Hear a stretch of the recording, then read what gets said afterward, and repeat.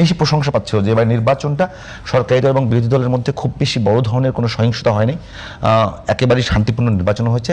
নির্বাচনের ফলাফল নিয়ে বাংলাদেশের ইতিহাসে সবসময় কথা ছিল, এবারও কিছু কিছু কথা আছে, তবে প্রশংসা পেয়েছে ওই জায়গাটায় যে দুই দলের মধ্যে বড় ধরনের কোনো সহিংসতার ঘটনা ঘটেনি। কিন্তু সবচেয়ে বড় ব্যত্যয় ঘটল গিয়ে এবারই মনে হয় প্রথম যে শপথ আলাদা আলাদা নিল সংসদ সদস্যরা, এবং ইতিহাসে এবারই প্রথম সেটা, এবং সাথে যুক্ত হচ্ছে যে বিরোধী দল সরকারি দলের শপথ অনুষ্ঠানে গেল না। আপনি আপনি কেমন সরকারি দলের সরকার যে শপথ গ্রহণ করবে সেই সরকারের শপথে গেল না, আপনি কেমন মনে করছেন যে আগামী দিনে কি আবারও আগের মতোই যে সরকার দলের সঙ্গে বিরোধী দলের সম্পর্কটা খুব বেশি খারাপ হবে? কেন গেলেন না তাকে প্রশ্ন করলে আপনি আবার একটা জবাব পাবেন। মানে আমার প্রশ্ন হচ্ছে শপথ অনুষ্ঠানে যাব আমরা, কিন্তু এমন অনেক লোক আছে যে একজন লোক মারা গেছে আপনি গেলেন সেখানে, কথার কথা বলছি, ওই লোক মারা যাওয়া কিন্তু আপনি খুশি হয়েছেন, কারণ আপনার কাছে তার কিন্তু আপনি কি আপনি বলবেন যে আপনি খুশি হয়েছেন? আপনি লিখবেন যে বা বলবেন যে না রে ভাই একজন ভালো মানুষ ছিল, কষ্ট পাইছি, ইত্যাদি ইত্যাদি। আমি যদি লৌকিকতাও বলি তাতেও শপথ অনুষ্ঠানে থাকা উচিত ছিল। শপথ অনুষ্ঠানে থাকলেই যে আপনি ওইটা মাইনে গেলেন তাও তো না, সুতরাং আপনি থাকতে পারতেন। যেমন আজকে সমঝোতা হয় নাই, সে মনে করেন গণভোট হইল, গণভোট হওয়ার পর কী হয়েছে, এখন মনে করেন গণভোটে বিএনপি বলতেছে যে না আমরা ওত নিব না, কি সাংবিধানিক সংস্কার কি সংবিধান পরিষদের হিসাবে আমরা নিব না। কেন নিব না? বিএনপি নিব না হয়তো বলে না যে আমরা এই মুহূর্তে নিচ্ছে না, সামনে নিতেও পারে, কিন্তু যে যুক্তিগুলো দ্বারা করে সেগুলোর প্রতিবাদ আমরা করছি, সেটা এখানে প্রাসঙ্গিক না।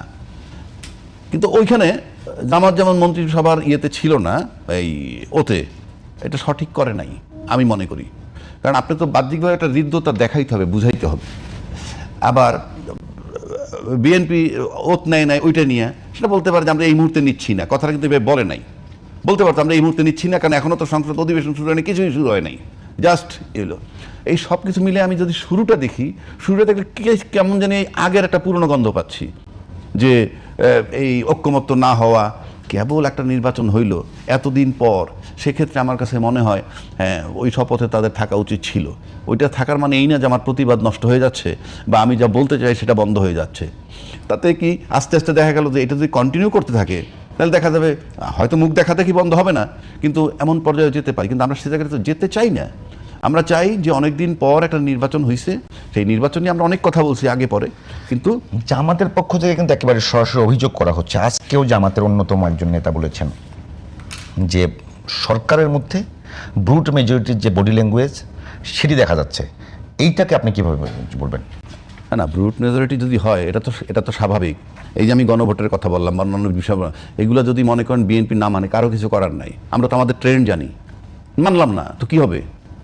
আপনি আবার যদি আপনি বিবেক দিয়ে আপনি সুন্দরভাবে চিন্তা করেন, যেমন বিধানে নাই কি নাই, একটা সম্পত্তি বন্টন করবেন, কথার কথা বলছি, ভাই পায় বোনের দ্বিগুণ, এটা তো জানেন কমন, ভাই পায় বোনের ডবল। বিএনপি যদি কোনো কিছুই না মানে তাহলে এত আয়োজন কেন? আমি বলতেছি সেই জায়গাটা আমি আসতেছি, ভাই পায় বোনের ডাবল, এটা তো জানেন, বোন পায় অর্ধেক, অর্থাৎ 15 টাকার মধ্যে 10 টাকা পাবে ভাই, 5 টাকা বোন পাবে। এখন বোন যদি বইলে ফেলায় ভাই বোন মিলে যে না আমরা 7.5 টাকা করে নিব, কারো কোনো আপত্তি আছে? কারো কোনো আপত্তি থাকে? বাংলাদেশের কালচারে কি এরকম সম্ভব? যদি কেউ আপোষ করে এইভাবে, আমার কথাটা সেখানে যে আমরা দুই ভাই বোন আপোষ করলাম, আমরা অর্ধেক অর্ধেক নিব, তাতে কোনো সমস্যা তো নাই। একইভাবে আপনি খুব আপোষের সাথে সুন্দরভাবে গণভোটটাকে মেনে নিছেন, এবং আপনি আপনাদের দলনেতা উনি বলছেন ধানের শীষে যেভাবে সিল মারবেন ঠিক একইভাবে গণভোটে হাঁকে জয়যুক্ত করবেন।